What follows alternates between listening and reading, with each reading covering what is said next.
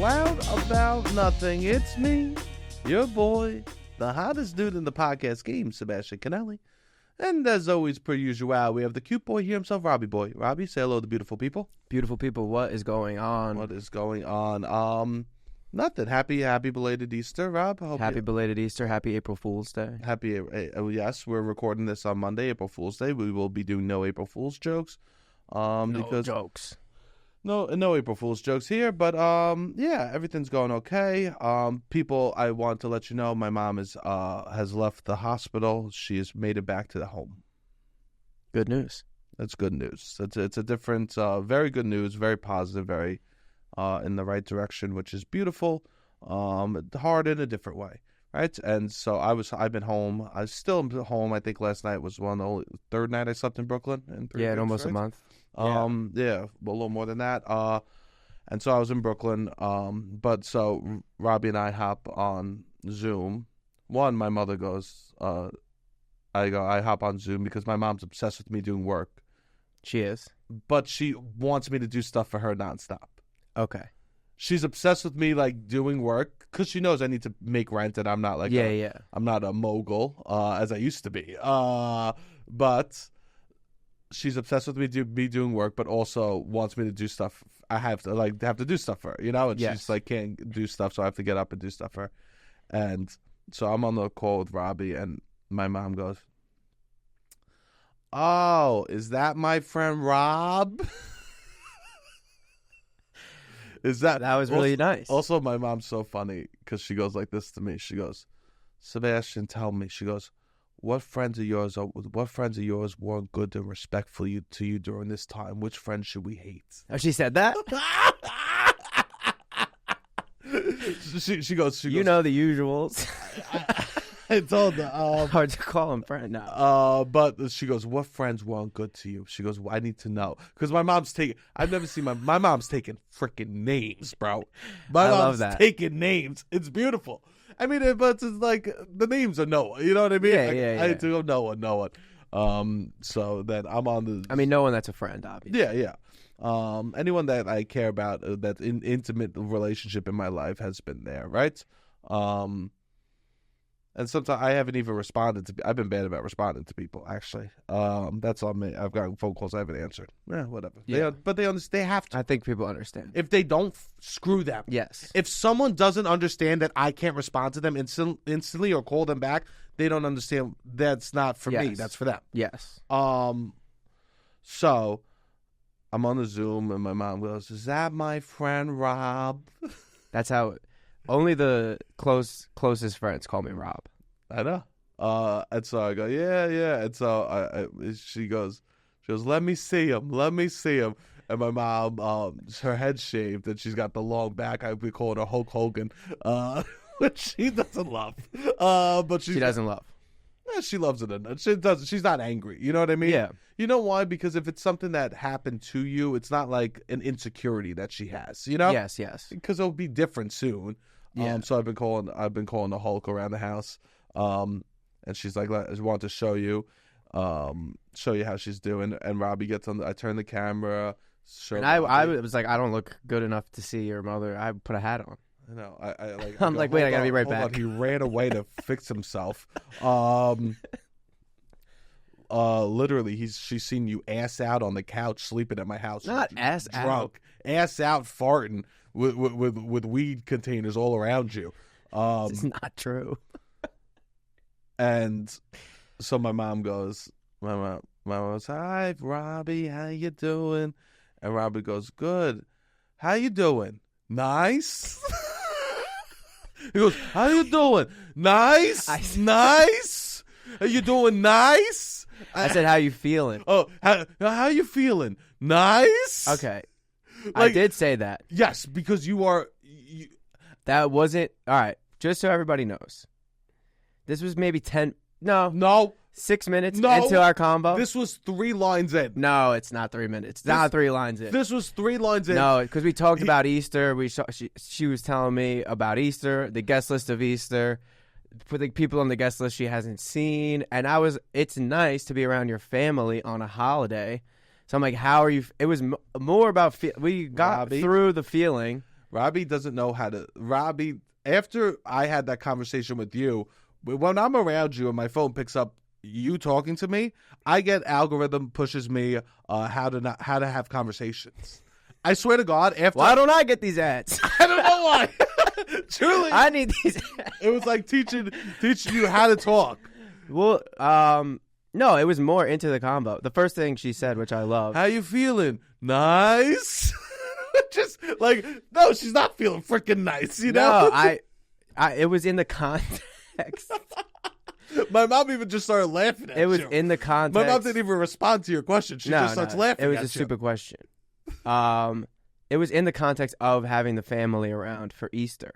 Not like physically, are you feeling nice? It was a long enough pause. There was a dead air, and he didn't know what to do. Because we're talking about Easter. There was a dead air, and I didn't know what to do. And I said, how are you feeling? Nice. But then you hit the nice for a very long time. You know what? I saw some tips on how to converse better with people. Okay. I think I'm good. Okay, never mind. Sometimes I'm really good. Sometimes I'm great. And then sometimes I'm bad. I'm really bad. Well, they said it's in a middle. An easy thing to do, even if you're asking simple questions, is to follow up. Even if you're talking about like boring ass stuff like the weather, they said follow up with a either or scenario for them, and then have an opinion on which one you prefer. I do that. I feel like we do that. Yeah. Well, I'm giving you the tips that you said that you wish you were getting on my phone. Okay. And so it'll be like, oh, nice weather outside. There is nice weather. I heard this week. What is this ChatGPT thing I'm getting right here? What am I supposed to do right now? I'm supposed to apply either or to nice weather outside? I'm ready. I was going to either go to the movies or walk around the park. I don't know. I got to see what the weather. You're making me feel uncomfortable, and I know you so well. I make people feel uncomfortable. All right, I don't know. What am I supposed to do here? Just an either or option. An either or option with regards to the weather. Give me. I'm just proving that even the most boring topics could be interesting. It's nice weather outside. Yeah, it makes me like wonder, what do I prefer to do more on a nice day? Like go sit outside in the park, or like get like physically active outside. Nice. I prefer walking around the park's nice. Yeah, that's a nice balance of doing something like physically getting in your body a little more, right? Isn't it nice? I feel like in winter we can't be in our bodies, and then in the springtime we get to be in our bodies more. All right, you did a good job. Good job. I didn't do a great job, I guess, but we thought we had a nice combo. Oh, it was fun. It was nice. We had a nice combo. It was great. The first thing she said was, "I'm a miracle," and she is. I love that for her. She's preaching that. I love that. She should. She's preaching that, which is beautiful. So me too. She also came to my defense. The internet was fucking being crazy to me, and she liked my video about New York being a weed city. When she likes my videos, she's now my favorite person that can like my videos. That's nice. When I get Sebastian's mom's approval, I was always like when your mom likes my videos. But now it hits even harder. Yeah, that's beautiful. So it's just giving you a little updates on that, just because I know people. I go my videos. You're in the video. Almost always. It's a lot of her son. Of course, but I was letting her son. I was letting you have it because clearly you needed it. I needed it. You clearly wanted it, so have it. I don't know what to say. No, it is a lot of her son. No, she probably her looks favorite, her favorite boy in the world. She goes la la la la la when I'm talking, closes her eyes and waits till you pop on the screen. And I'm like, oh, she likes me in this video. No, she probably does. It is yeah.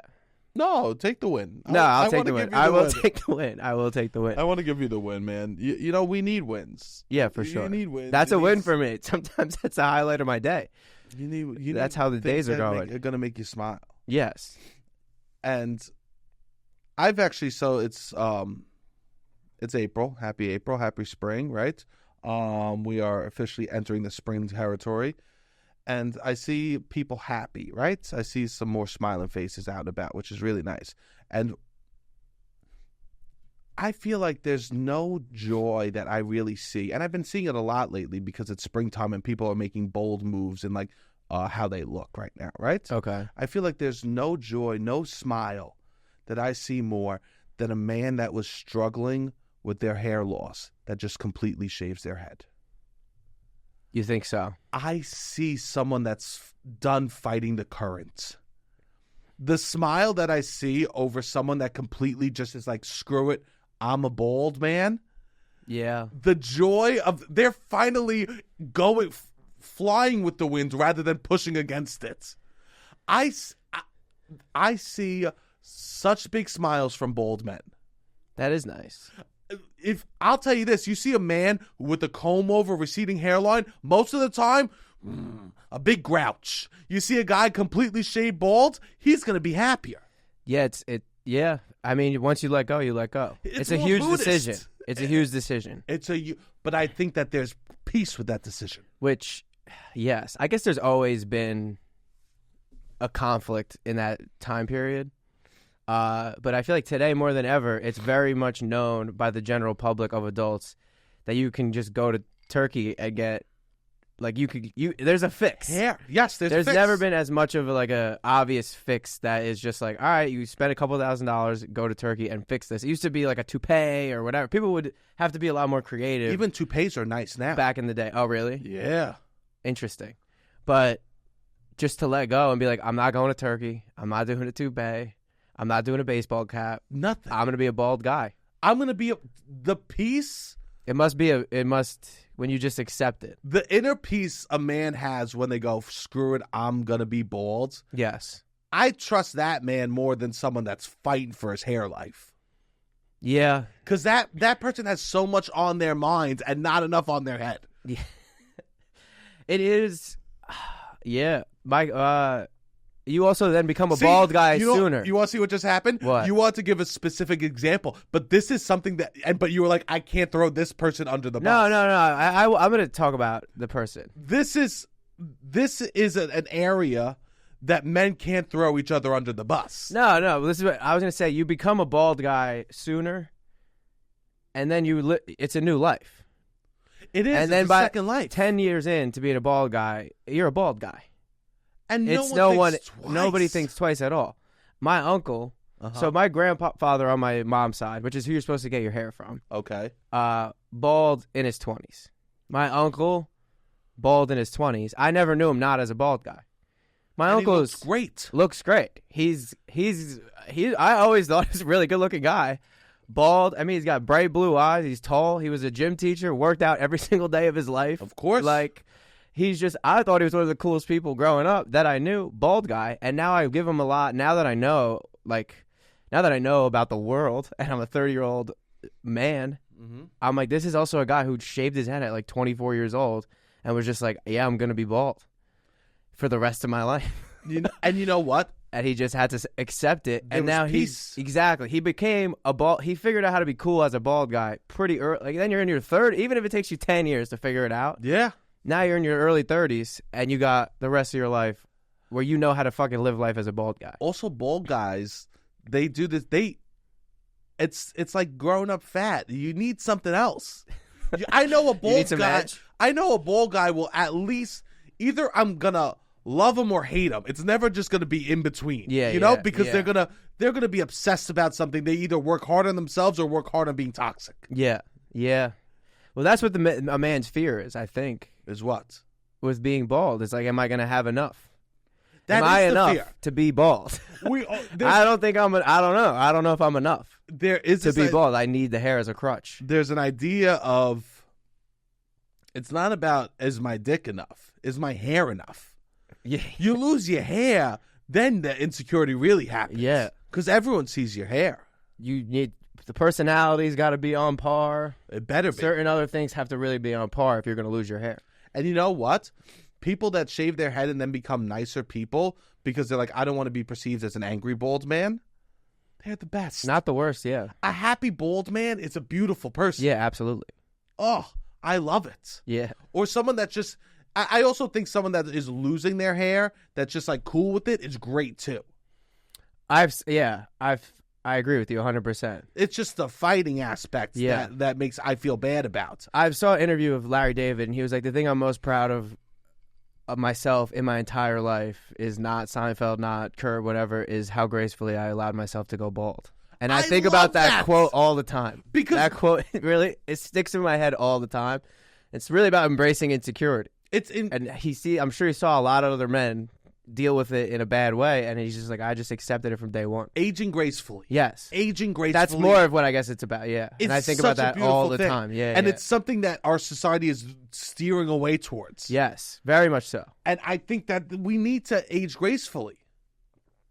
It's the most natural thing we do. Here's the thing. If a man goes bald, maybe he can't hook up with a 22-year-old. But you know what? Maybe he shouldn't. Yeah. Yeah. Maybe that's natural selection. Yeah.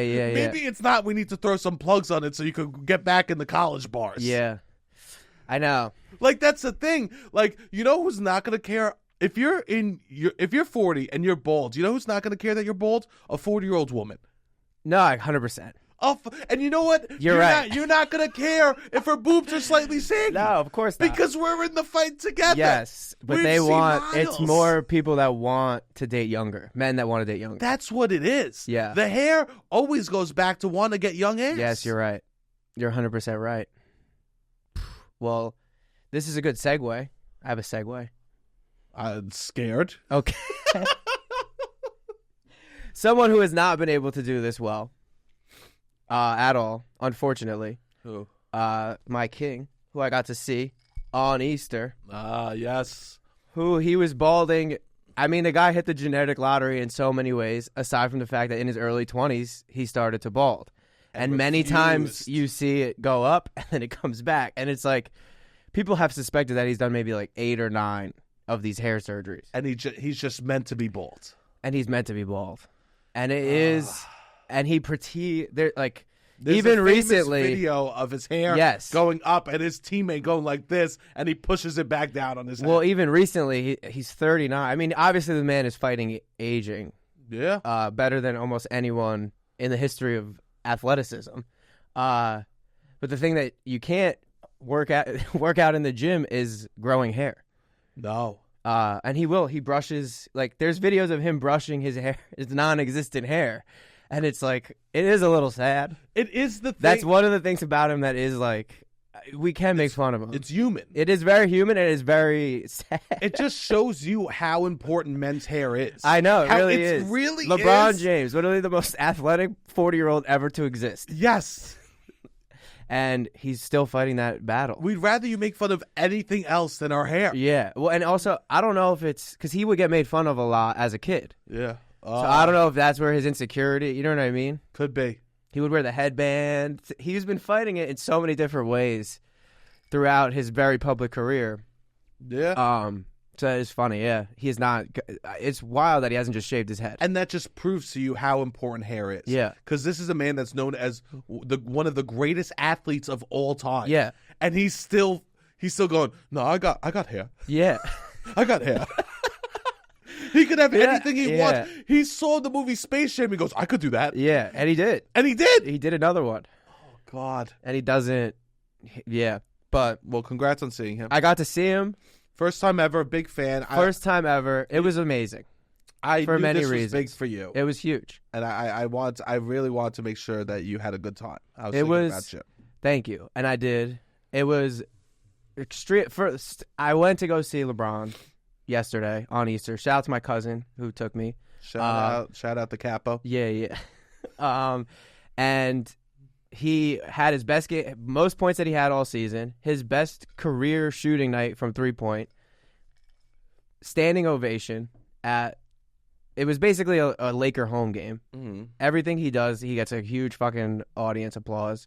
But it was really fun. I've been following this team. Sports, I would say, especially the NBA. Mm-hmm. There's a lot of drama.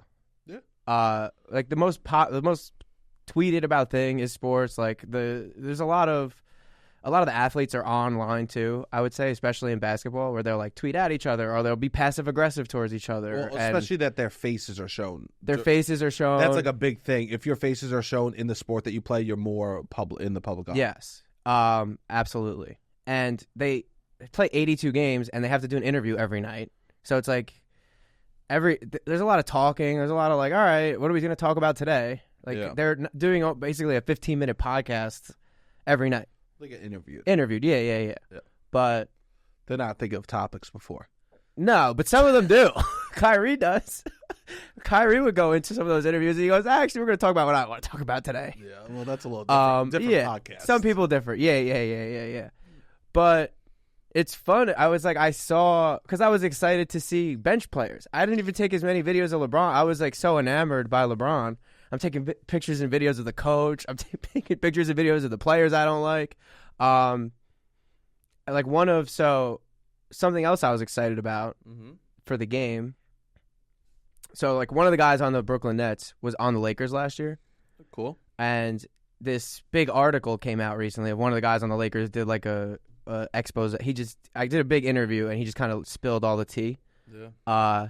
And he was like, I just don't get played because the coach has favorites. And last year I had to deal with this. I had to deal with it this year.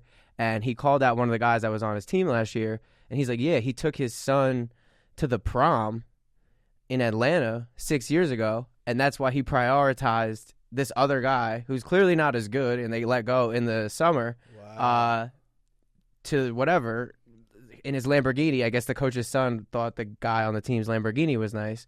And he took him to the prom. And he's like, that's why I didn't get playing time. And it had to wait till the end of the season when they let him go for me to get more playing time. Incredible. Which is wild to bring up this old shit in the middle of the guy is still the coach. Yeah. And then, which was funny, is then this picture of the coach's son and this player on the Brooklyn Nets now at pre-prom in front of a Lamborghini, which is a 2-seater car. Oh, yeah. Where's the date? The dad's not in there. The date's not in there. Yeah. To just show up to your senior prom with some guy on the team. Not ideal. Not that cool. No. Like, it was pretty embarrassing that it came out. Also, it's embarrassing for the player a little bit. Definitely. I'm driving a kid to the prom. I'm driving a kid. What are you going to talk about? So, and the guy's German. He's not even from the United States. That's weird. And he's driving the kid to the prom. Yeah, and then the coach prioritizes it. The fans don't like the coach, the Laker fans. Which is that's another like fun little joke, I guess, that is ongoing in the Lakers lore. But I was very excited to see these two people go at it because one guy just had a big article come out against him, and then they're going to be in person together guarding each other. So I mean, there's a lot of storylines at play. I will say this: I felt like I was seeing my favorite TV show live. Robbie, you're doing a great job of making sports drama. It is drama. No, I know. I'm saying that you're doing a great job of like pitching how it is drama. Yeah. Like you're making sports about the drama of it rather than the actual sports of it. Yes. Because what I don't connect to with sports is the number. Is them playing it. It's like they have this like this number, like 9 for 10 for yeah. I'm like, okay. I do love that. I love statistics. I love stats. Yes, and I just couldn't give a crap about it. I have my own stats. I'm working on, right? Yeah. So I think that it's nice to be like the drama of it all. That's why I did like the 30 for 30s because it was all about the drama of stuff. Yeah. I enjoy those over like watching games. Yes. Because you need to be in on the drama. Yes. I like watching the games, but there's drama in the games if you know the storylines. That's another thing that, like, if you're looking at, and Bron just brings his own gravity to every situation, where it's like there's drama around him. Whenever he goes, it's like you kind of have to sign up. If you're on his team, you sign up to be on a reality TV show. It's amazing, basically. No, it is very fun, and it was fun to see him live. But congrats, I'm happy. You've worked very hard. Yeah. I mean, You've watched him for years and years and years. Years and years and years. And you finally got to be in the I got to see him live, and he had one of his best games of his life. Which is crazy. Was it hard to sleep last night because you were kicking your feet so hard in bed? I didn't shower. I was going to shower at like 1 a.m. And I was like, I'll just ride this one out. You just want a little LeBron. Ride this one out. One more night. I'll shower in the morning. To the pot. Nah, I showered this morning. You did? Yeah. But you thought about it. You're like, washing them off. Washing the great game off. No, another piece of drama that I think is more relatable to, not relatable, but in a greater broad of people want to pay attention to. I would say Drake's most famous friend is LeBron. Nice. They're pretty good friends. LeBron like has him on his show a bunch, and LeBron always like speaks highly of Drake or whatever. they kind of support each other in whatever feuds Two that they're usually massive going stars. through. Yes, massive stars. Makes sense. They're around the same age. Yes. Makes sense. 100%. Yes. I don't know if the people know, but Kendrick Lamar recently put out like a diss track against Drake. Uh-huh. And it's been the #1 song in the country for the last 2 weeks. Well, because people argue about, like, they couldn't be more opposite styles of hip-hop. Yes. One is... Well, Drake tried to make Drake also, it's funny because Drake was like the big three. He basically said there was a big three rappers of this era. Yes. And that was not enough for Kendrick Lamar. Kendrick Lamar was like, there's me and everybody else. Yeah. So he basically came out and was like, don't loop me in with you, Drake. Yeah. Who was the other person? J. Cole. Yeah. And Kendrick's like, nah. Like, yeah. I think Drake is more of a pop star, personally. People were like, he's more in the Taylor Swift, Bad Bunny combo than like the Kendrick Lamar. Kendrick is like a poet that's talking about the struggles of being a black man in American society. Yes. And he's very interpersonal, or like how he dealt with, I think he's even more about himself. Well, he's not necessarily always, I think he gets not credit, but like put up to make these really grand, big statements where it's like a lot of it is his feelings of this. Well, because that's what he dealt with. Yeah. For him, telling his story is telling thousands of people's stories at the end of the day. And I think J. Cole's actually the more personal one out of the three of them as a storyteller. Yeah. I don't listen to that much J. Cole. I think that he's the best storyteller of all of them. Because he'll have a whole song that's one story. Yeah. But anyway, so he has this line that it's like, there is no big three, it's just big me, which LeBron is always in these, like, whatever. And LeBron got not caught, but he's just really into it before the game, rapping this, and it's his boy's diss track. Wow. So now everybody's like, this is, A, is Drake going to respond? B, I don't think Drake can show up to any NBA playoff games this year. He has to. Because they're going to play this song in every arena. Oh, Drake's got to either respond, or what are you going to do? What does Drake do? If you see your bestie singing the lyrics about your downfall. You know what Drake does? What? He sings it with LeBron. No, he's not going to do it. Yeah, that is the move. That's the only move. That's the move. That also just... Because that shows that there's no ego. Like, you have to... Well, then you just go, yeah, Kendrick, you are better than me. It is just big you. Sure. You just have to own it. And Drake has the Drake's fan base is young kids. Yeah. Like, he has to know. He's the Degrassi. Yeah. He is Degrassi. Yeah. Yeah. I mean, Drake, I just think, I don't know. No. But to see his best friend, not his best friend, but his best celebrity friend, his most certified celebrity friend, singing his downfall and then having one of his best nights of his career right after. Do you think it's connected? I don't know, but it definitely hurts Drake. I think LeBron wants to put on a show for New York. Yeah. I think he's in Brooklyn. It's a home game. Yeah. Every single person in there is wearing Lakers gear. Yeah. People love the Lakers. And he knows that. Yeah. I mean, yeah. That's beautiful. Well, I'm happy that you had a beautiful time and all the drama was real. The drama was real. It was good. Well, the one regret is you didn't shower. No, yeah. I've showered now. Yeah. I showered before. But it was great. I couldn't have asked for a better game. Did you drink, or were you like, I want to feel this? No, I drank. I thought I had a video of his 9th-3 going in because I had the phone out. But he's making these crazy shots. I'm not taking any videos. I was very much locked into watching it. Interesting. Interesting. So you drank a little bit. I had 2 beers. Yeah, but you want to stay a little sober so you could really enjoy. Yeah. No, I wasn't trying to be like wasted. No, I feel like... I was just happy and excited and a little nervous. So you have a little buzz. Take the buzz off. Beer. But that's your go-to. Not a White Claw. No, Bud Light. I like Bud Light. I like Bud Light. I like Michelob Ultra. I've been calling it a beer-flavored seltzer because it's so light. Yeah, it's very light. It's basically seltzer with a hint of beer. Here's my thing about beer. Okay. All right, so when this comes out, National Beer Day would have passed. Okay. April 7th, National Beer Day. April 7th. A holiday brought to you by Anheuser. Yeah. Right? Totally like a capitalist holiday, right? Yeah, something of trying to sell beer. You think it came from Anheuser-Busch or you came from like bars? I think it probably came from like an actual beer company. And they're like, all our bars that we distribute to, just so you guys know, this is the promo we're running. Here's some flyers. Yes. Throw it up in your bar. Yeah, This is National Beer Day. Yeah. And it's so funny. I mean, everyone should just make National Blank Day if they want to sell their product. Yeah, 100%. Right? National Insoles Day. Dr. Scholl's. Yeah. Take a walk on National Insoles Day and feel those bunions go away. Yeah. I mean, we have that a little bit. We do. Yeah. But beer, what makes beer a manly drink? I was thinking about that, right? Yes. And I think what makes beer a manly drink is that it tastes bad. And there's something about being a man that you need to just enjoy things that aren't enjoyable. Yeah. Because what are the man drinks? What are the man alcoholic drinks, right? What is it?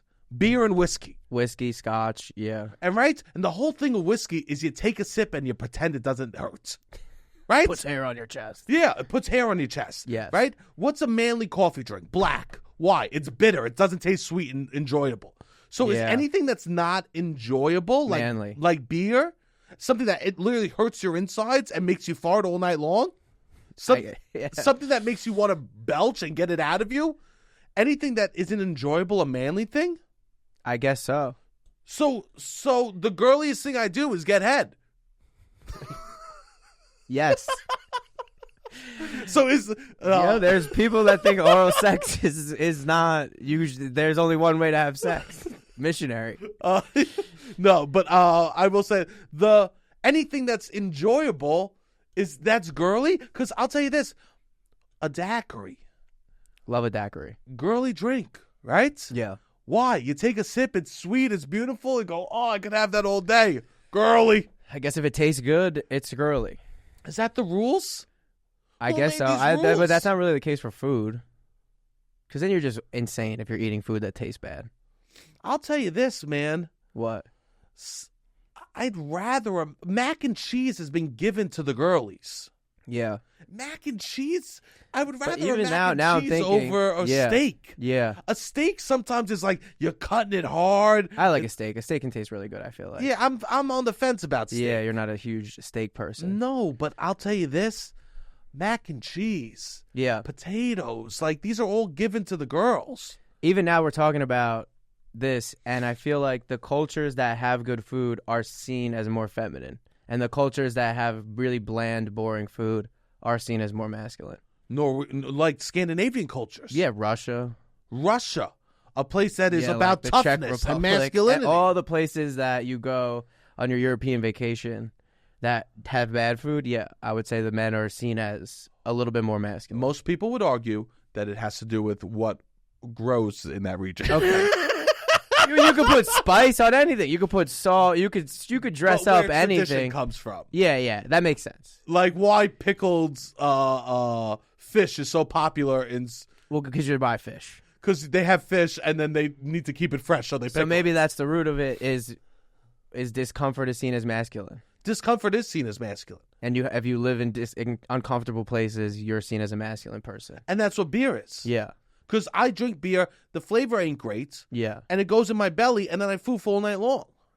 Yeah. I don't know. I foo all night long. Is beer still seen as masculine?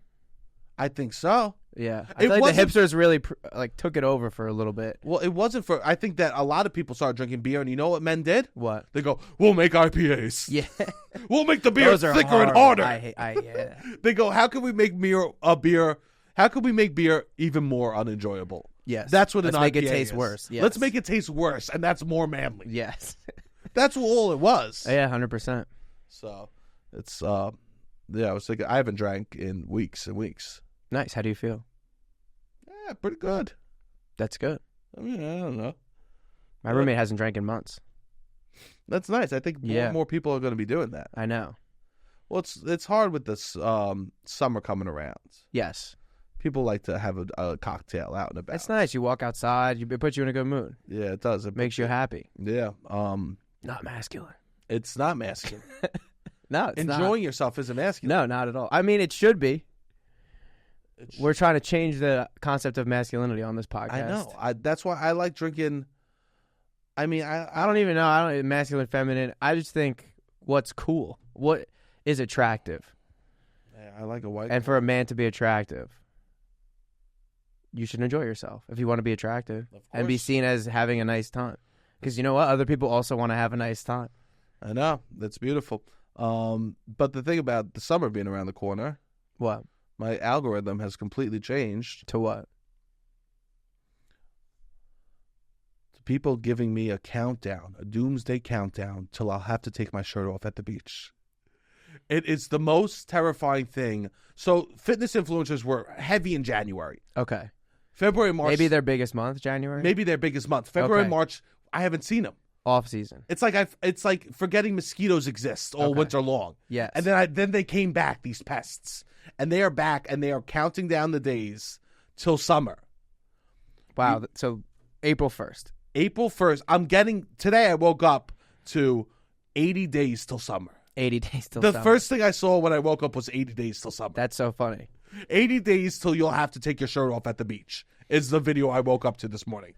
So fitness influencers and random men in New Jersey that live with their parents started a countdown today. Yes. Because the people in New Jersey love the summer countdown too, because they only are able to live at the Jersey Shore for 3 months, and because it makes them living in Jersey a better. Yes, it proves that it's not. They move out of their parents' house for 2.5 months. Yeah, it's great. So that and fitness influencers. It's woke up today with a countdown. A countdown to how many days till summer is here.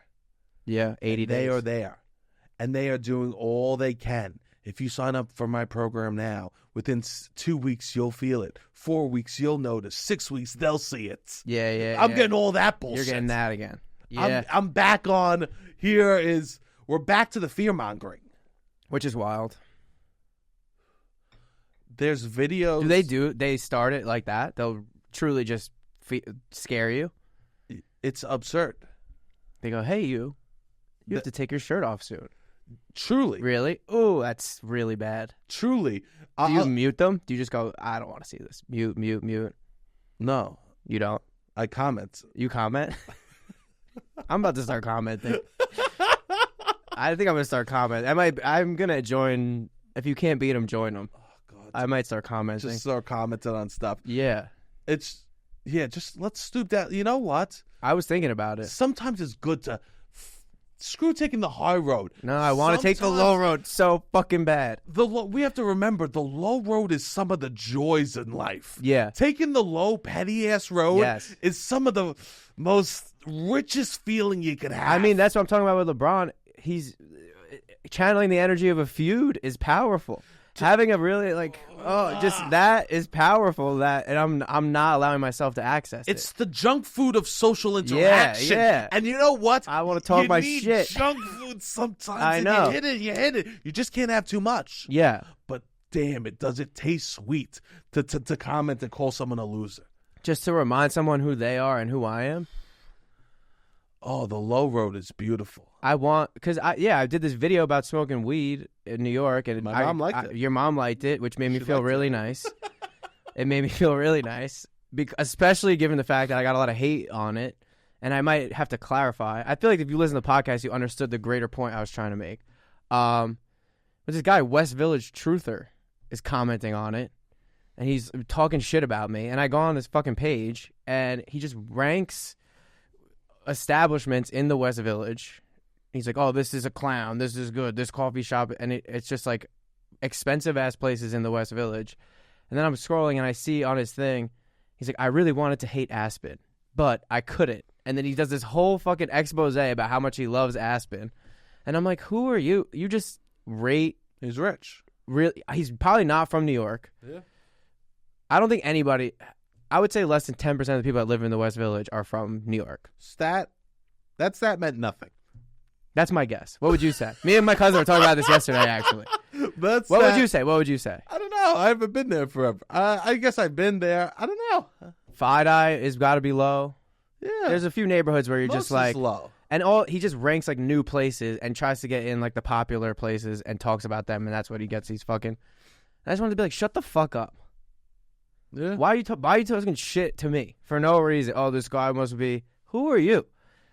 Wow. You just post pictures of Aspen with little clown things. I wanted to fucking. But then he only had 5,000 followers. I'm like, it's not worth it. Well, here's the thing. To start a feud with this guy. Because I wanted to start a feud with him. Well, it is enjoyable to start a feud. Yeah. It is. I just needed the proper partner. You know what I mean? What do you mean? Kendrick's not going to go at... He's going to go at Drake. Oh, you mean... I need someone rival. I view as... Partners on yeah, rival. Yeah, I need someone that I deem a fair rival. And I saw him and I was like, it's not even worth it. Some fucking guy who's trying to get clout by reviewing places that have clout in the West Village and calling them mid. So you're looking for a rival. I want a rival. I want a fair... I don't want a rival. You don't need. I don't need. Yeah. You don't think it would be... I get plenty of hate. And I'm not a fighter. No, I know. I'm not a fighter. Do you think it would be cathartic to really tell somebody off? I guess you won't have that satisfaction. I would in my real life. I don't care about people I don't see. I think if they added a function on Instagram where you could comment with a voice memo, you would be good at responding to people. Yeah, I don't need to respond to people on the internet. I don't take love on the internet to heart. Yes. I don't take hate to heart. Yeah, which I think is the healthiest way to do it. No, definitely. I just kind of feel like if someone loves so much, that's I don't. Yeah, it doesn't feel. Also, it's different. They make fun of you, like your appearance or certain things. Whereas, like to me, they're making fun of my take. Yeah, no one. So it's like for me to go back at you is. Yeah, you know what's amazing about videos that I'm in? What? The words don't even matter. Sometimes. Blobbity blue blob, bloopity blop blop. Sometimes they hear that, and all they see is.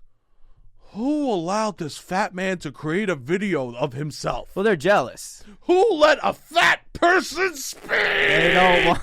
They're jealous. Who let him out of the cage? Throw him back in the cage. And I'm over here. I go, what's nicer than like friends and family? Who let this man out of the cage? Put him in the dungeon. I really think it's nice if we just like... Is loving your family a red flag? Yeah, isn't it great if we're like all like nice to each other? I felt like if I look at things in a positive way, I feel better about myself, and then I'm interacting with people better. This man is a monster. Who let the whale on land? Ooh. So that's which is that's why, and that's like not even worth it to respond to them because it's not. That's not a fight that is even worth having. Whereas they were making fun of what I say. It's like, all right, we could debate this. One of the ones that annoyed me the most was this guy made fun of me on a video that I didn't post. Someone else posted, so I couldn't even delete the comments. He made fun of me, call me fat. I was like, and I wanted to just be like, oh, can we just delete this comment? Yeah. But they kept it up. Did you ask them to? No, but But they should just I would. Yeah. We would delete. If somebody said something about someone's appearance. Unless it was it's completely 1,000 irrelevant. comments. Yeah. But it was the one comment on the video so far for like hours. And it was just about making fun of me. I was like, how are they not deleting it? Yeah, that is wild. But anyways, the guy who commented the thing, I click on his profile. He runs a Mexican restaurant. Okay. You cannot run a restaurant and shit on fat people. You cannot run a restaurant. You cannot be a restaurant owner and hate maybe the best clientele you can have. Maybe. You don't run a bar, you don't get mad at alcoholics. Yeah. You don't go, if you own a gym, you don't go, well, someone's dealing with their problems by lifting instead of going to therapy. Yeah. You don't comment. No, 100%. That would be the same thing. If I owned a gym and I went on someone's page being like, those biceps read mommy problems, get to therapy instead of the gym. It's the same. I don't know 100% the same how thing. We don't see it's the same thing. Yeah, no, it is. It's wild. Why is this man that owns a restaurant that my people supports? Yeah. Yeah, I don't know. That's wild. Unbelievable. It is not. People are really fat phobic. Yeah, sure. Yeah. Which is obviously a greater issue. I'm not on dating apps. I'm not dating. But I want to do an episode soon about, I get all this Reddit things about like how to present as fat on dating apps. We got to talk about that one day. Okay. Because it's unbelievable. I feel it's crazy on all ends. Yeah. But I was going to say, people that I've found really value internet clout in a way that I am very confused by. Okay. Because people will be like, tell me I have a lot of internet clout. And they're like, that's a big deal. Like, especially the kids I work with or whatever. And I'm like, are people just don't have anything that they're like, now internet clout is seen as great? Like, we don't have a lot. We don't really know where rent is going to come from. We don't, like, I have 3,000 followers on Instagram, so now it's just like, all right, yeah, you have a huge target on your back, and you are undeserving of that. That's insane. It is so insane. And people are just like, no, you have clout, you have clout, you have clout. I'm like, I don't have any, what? It's not even No, it's zero clout. I'm like, I don't have clout. I really don't have clout. What clout do I have? None. I can't go in anything if I interact with someone. It's if I'm personable in the situation, maybe something will happen. Positive. Oh, I'll throw you a free slice of pizza. But like, I don't really have that. But people view it as that, and I guess view it as something that you are able to be taken down as because you have internet clout. And I'm like, I don't have any fucking clout at all. I know there is this thing of like people with so many, people with actual like millions of followers that are just broke and poor. Yeah, we need to prioritize. I think that. And that's not our goal at all with this. Is ideally people just listen to this show. No, yeah, but even that is like the clips. Obviously, if we just had a huge following for the show, we'd probably do less clips. Yeah, the clips are a vehicle to get people. Yeah, we want people to just listen to the long form. Also, we were talking the other day like about the clips. A lot of the stuff. I mean, obviously you're here, you're listening, but it's not PC enough, or like we just talk about sex and drugs too much to put it in clips. Yeah. So stuff that we do that's funny and isn't even making the clips. Yeah, that's okay. Yeah, no, yeah, of course. But it's just not what's the reality. Yeah, and it's like we're not in the business of internet clout. It's just a vehicle to hopefully get people to listen to the show. Hopefully, yeah. So let's not pick your battle for the feud that you pick. Okay, Rob? Yeah. Pick your battle. I will. Okay. But I want to enter a feud. I think it would be maybe good. With you, I don't want any involvement. You don't want involvement. I don't need to. I don't want to involve you. I need my life to be. I won't involve you. I need peace, man. You need peace. I really need peace. Okay, more than ever. Okay. So I'll postpone the feud then. I don't need. I'll postpone the feud. I can't tell you this, man, because you get in a feud. Next thing you know, somehow they found a picture of me. Yeah, you would catch some strays. I would catch strays. Yeah, you would. More than you. Maybe, yeah. Yeah. And I just need peace in my life, man. Yeah. All right, I won't no food. Feud postponed. Feud postponed. I just really, I don't know how to tell you this, man. Feuds are motivating, I think. I'm like, they're motivating, they're juicy, I don't know. Do you know what my life is? What? I help my mother and I do work. Yeah. You don't need a feud. And then I scream in the middle of the night with nightmares. Yeah. That's my life. Yeah. And I that's it. Yeah. So you don't think it could be good for like the self-confidence? Because you just gotta hype yourself up against this other person. I don't think you know me. Okay. If you think that it wouldn't. If I'm getting negative comments, you don't think I'm absorbing them. You think it goes, what do they know? I don't say what do they know. I go, how do they know? Okay, I see. Not what do they know? How do they know? Yeah. So that's what's happening. I want to also talk about this before we get out of here. It is college acceptance time right now. So people are posting online talking about clout and all this stuff, right? Okay, yes. That is clout. Yeah, that is clout. People are posting online, kids now, about what colleges they're getting accepted to. There's like this new trend where they watch their acceptance live. Oh, right. April 1st. Yeah. Yeah. So they're watching it and they're seeing what colleges they get into. Yes. Right? And I just wanted to let the people know. Okay. It doesn't matter really what college you go to. Absolutely. Most colleges, you'll just still have to describe what it is. Most colleges, you'll have to go, it's a small liberal arts school upstate. Yes. Oh, it's a big state school, right? Aside from maybe 30 that are pretty self-explanatory. Here's the thing. What college you go to doesn't matter. Just pick the college and be happy on it based on the experience you want to have. Yeah. That's what you should be looking at, right? I have so much advice around this, actually. The experience you want to have. But the other thing is, nobody cares about what college you go to unless you go to Harvard. Yes. And then if you go to Harvard, congratulations. You now could brag for your entire life about all the accomplishments that you had before the age of 17. And you will. And for your entire life. Yes. You will now you officially have something that you could say at every dinner party that will make people go, oh, well, he went to Harvard. That's complimenting someone on what they did at 16. Yes. Oh, that's going, well, he won the talent show. Well, really from like, I guess 12 to 16. Did you know he got a 5 on the on the AP exam, the world history? Like imagine being at a dinner party and bragging about other accomplishments you had from 12 to 16. Yes. No, it is wild. He was all state in the Little League tournaments. People do. I mean, I guess if you won a high school championship, but even then, that's got to go soon. You got to go. That's got to go. That's got to go. Harvard is something that sticks around. Harvard does stick around, and it has nothing to do with anything that you've done as an adult. And it has a lot to do with what your parents were able to do for you. Beautiful, right? Yes. It's not even just what you did. Some people, of course, it is.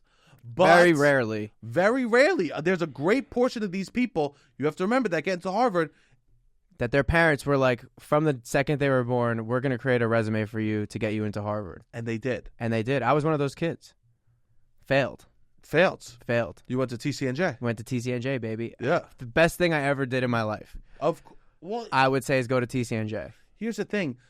It's a group project that the parents were involved in. For yes, Harvard that's kids. exactly what it is. It's a group project. It's a group project.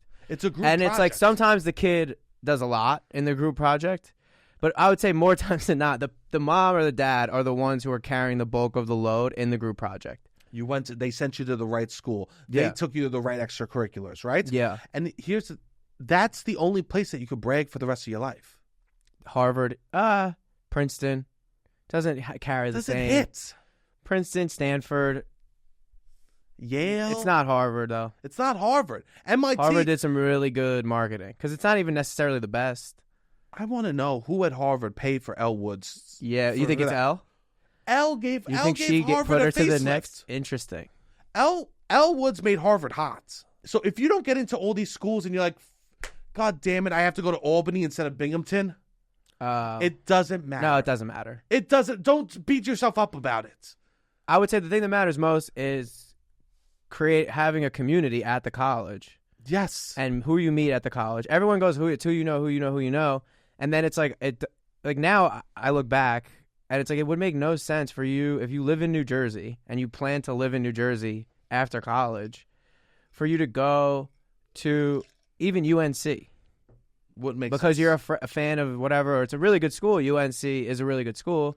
But most of the people that graduate UNC move to Charlotte or they live in the area. They become senators. They become like these big schools. Most of the people that go to UNC become senators. No, but like the biggest people. You know what I'm saying though? Class. But a lot of these state schools stay in the area, and they are like the big people in the area. So why not? So like you go where you want to have a community afterwards, which is what I didn't really think of when I was going to college. I'm like, I'm so happy I went to CCNJ because all the people I know are around this area now. And the connections that I made and the friendships that I built is like you can see them and we could help each other in our lot. You know what I mean? Like you're around each other. Yeah. Whereas a lot of these big schools, even say like a Stanford, if you were to go to Stanford, people are going to be all over the place. Of course. And you're not seeing them. There's not as much. I mean, always there's going to be a community in New York, but not like if you went to school here and stayed here. Except if you go to Harvard. Harvard, yeah. And here's the thing about Harvard. Yeah. You go to Harvard, congratulations. You officially have your fun fact for life. Sure. Congratulations. If you do nothing from this day forward, people will look at you, either they will be annoyed at you or they will look at you highly. Yes. No matter what you do in your life. At 17, if I got into Harvard, how do you feel about... I'm done. Yeah. I don't need to do shit else. You know who I'm impressed by? Who? Someone that doesn't even say they went to Harvard. Well, what about the people that go, where'd you go to college? I went to a school in Boston. Oh, shut up. Where? Because that's the most conceited thing. Yes, because they know that the next question is coming. That's like a guy pulling out a grower and it's huge. Yeah. Yeah. Or like it's like someone playing coy. Yes. Yeah. Because you know you're going to get the second question. Don't play coy. Yeah. If someone goes, I went to school in Boston, I'll go, oh, Boston Community College. Yeah, I had a couple friends that went there. Yeah. Nice. Boom, taken down. Yeah. No, we have to remember that whatever college you got into, it's a group project that you had with your parents. Yes. Right? So, and not everyone gets that. Also, it doesn't truly matter. No, it doesn't really matter at all. Keep it low. Yeah. Student loans ruin people's lives. 100%. Keep the money low, live there, and unless you got into Harvard, and congratulations, you've officially are a successful douche. Yeah. For the rest of your life.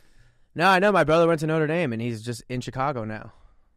He's lived in the Midwest. He's been a Midwesterner now since 2015. It's almost 10 years of being, which like you don't think about when you're 17, is like, oh, I like Notre Dame football. He also just signed up to be a Midwesterner potentially for the rest of his life. I have no idea when he's going to come back. In the same vein, if you want to leave your family, this is a great opportunity to leave forever. Yeah, you could leave forever. You could leave forever. If you're trying to get out. It's a soft quitting of your family. Yeah. Like going far away for college is you soft quitting your family. Yeah, a little bit. Because it's like, I'm sorry, I just really, I've been dreaming to go to Arizona State all my life. I know I'm from Jersey, but I've been dreaming Arizona State. I love it out there so much. Right? You go to ASU, all of a sudden the holidays come back. You're there Thanksgiving, Christmas. Next year, Thanksgiving, Christmas. Next year, just Christmas. Then you start spending summers in Arizona. It's a soft quitting of your family. Ideally, then you move to Scottsdale or Phoenix because otherwise and you build all these community. Like, that's where the jobs are around Arizona State. Like, Arizona State grads supply Arizona with a lot of the jobs.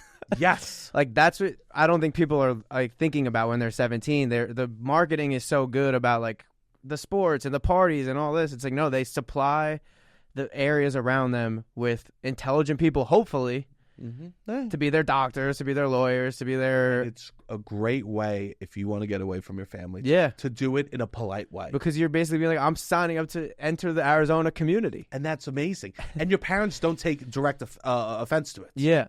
For some reason, that's like one of the areas that we won't take direct offense. Yeah. Because they worked on the group project and they're like, Arizona State is considered a B+, whereas like wherever you're getting into around here is more considered a C+. Yes. So like we'll send you there because I want you to get a B+, because I also worked on this project too. That's beautiful, right? Yeah. The parents will allow it because they feel proud of where you are. Yeah. Right? But little do they know that you're starting a life. You're quitting the family. I know. This happened in my family in multiple instances. This might be the most Italian American take we also ever had. Yeah.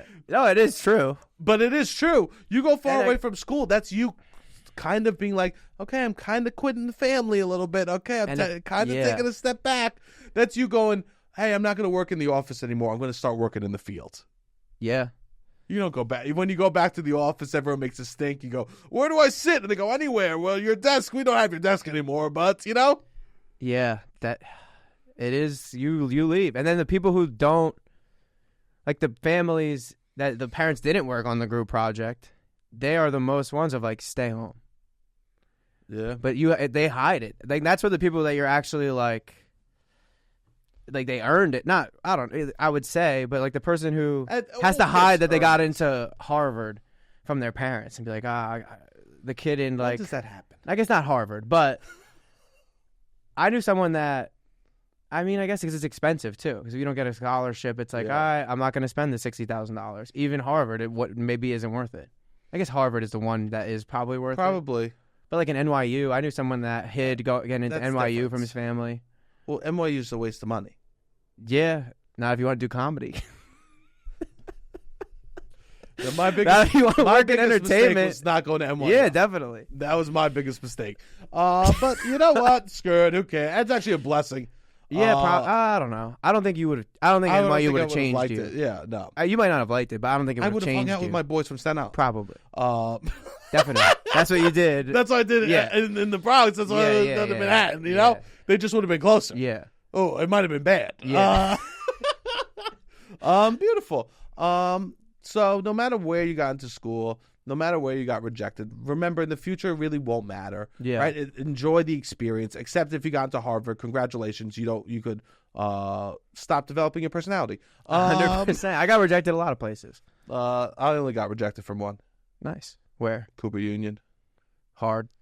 Yeah, probably. I mean, because it's free. Yeah, it's one of the most competitive schools in the country. Yeah. And here was the thing with me for getting in. There's a 3-step process. And so for the first 2, you write essays, yada, yada. For the third, you have to write 12 essays.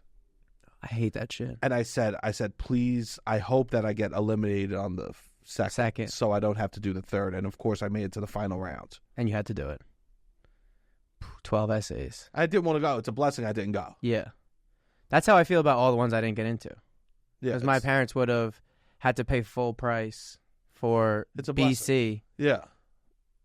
And oh my God, the people that go to BC. No offense, but like I don't know. I'm afraid of what I would have became. I mean, not that I became something great in college, anyways. But I'm just so thankful that I went where I went, and it was maybe not my first option at the time. Yeah, it's a blessing. I think that people have a lot of hard feelings because they fantasize what that college is. Yes.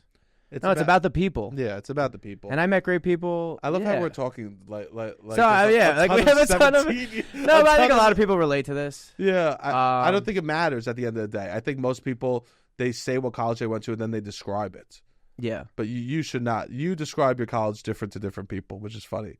What do I do? You go TCNJ. Oh, it's like a state Ivy League school. You'll say no. I don't say that. I do not say that. I do not say that. They say that.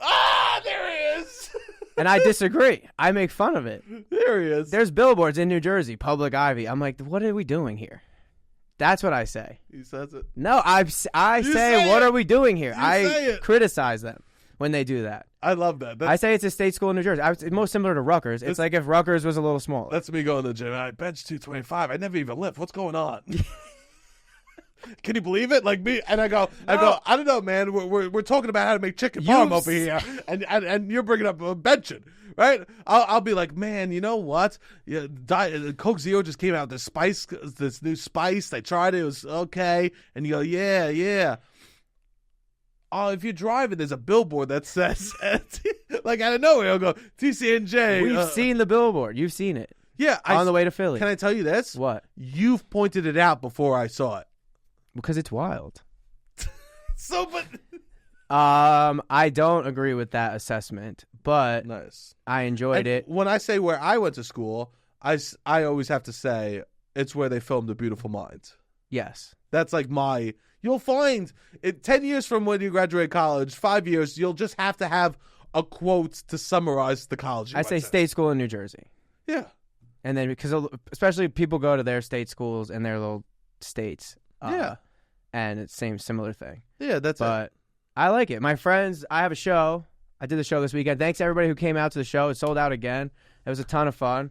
But it's nice going to college. I was part of the show. I talk about going to college in my senior year or whatever. And my friends that I went to college with are able to come to the show. That is nice. And they bring their friends and they see it. That's a part of the reason I sell these shows out is that I went to college in the area.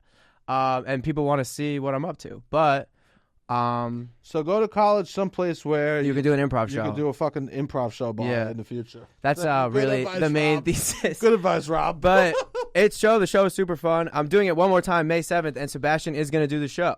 I'll be there. I've been not practicing, but it's ready. It's ready for you.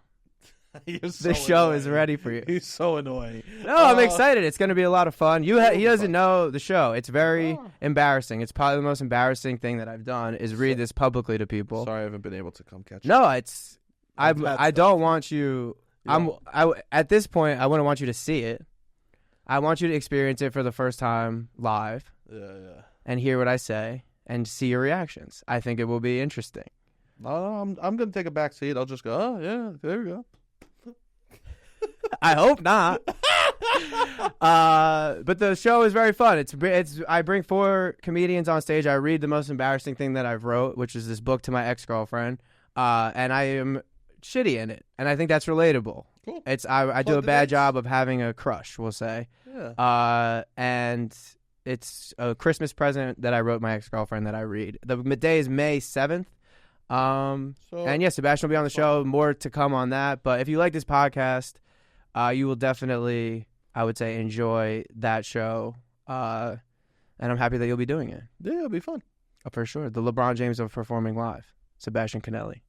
I would not say not performing live. I would say that's Usher does a good job too. Usher's in that category too. There's a few people. I've been watching a lot of. I watched a 15-minute. You do incredible. I watched a 15-minute Otis Redding performance. Oh, he's so good at Monterey. It was incredible. I've been really into live performance in general. Cigarettes just watching and coffee. Oh, I haven't seen it. There's a line that he sings that kills me. I'm too scared of living, but I'm afraid to die. There was a period in my life I was like, that's me. That is still at that point, but yeah. I didn't realize he died at 26. Yeah, man, bro, he was I put him on, and I feel because I liked Ray Charles, and then it was an entry point to like people like him. Yeah, and oh God, I feel him.